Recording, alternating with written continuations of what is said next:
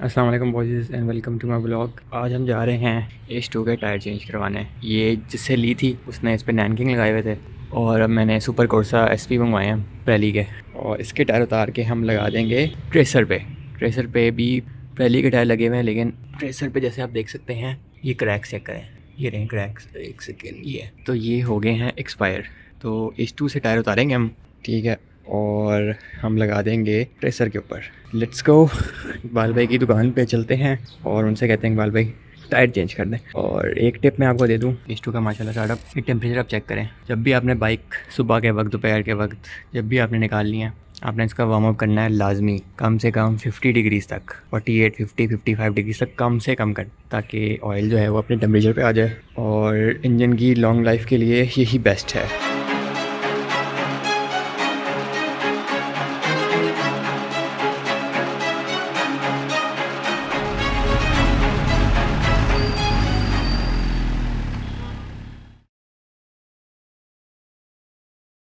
Boys कभी कभार बड़े मज़े के सीन होते हैं, जिस तरह आप देख सकते हैं कि H2 की चलते चलते बैटरी डेड हो गई, चलते चलते अचानक। इसमें घबराने वाली कोई बात नहीं है, ये बाइक्स में अक्सर हो जाता है।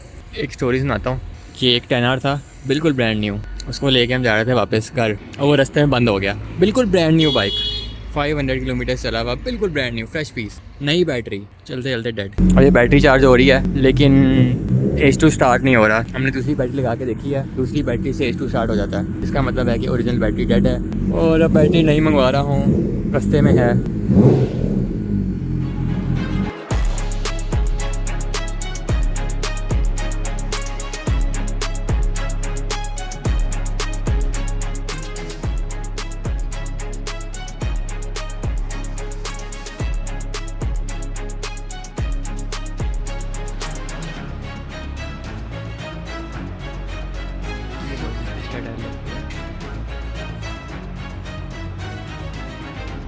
ये जी बॉयज़, हम इकबाल भाई की शॉप पे हैं, टायर चेंज हो रहे हैं। पिछला टायर चेंज हो चुका है, फ्रंट टायर गया हुआ है अभी।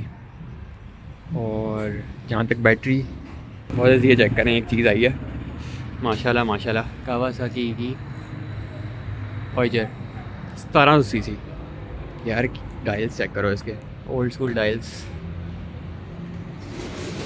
क्या मशीन है यार, माशाल्लाह माशाल्लाह। मुझे ऑफ़र हुई है कि चला लो, लेकिन मैंने उठाई है और इतनी भारी है कि मैंने इनकार कर दिया। मैंने कहा नहीं भाई, मैं नहीं चला रहा इसको।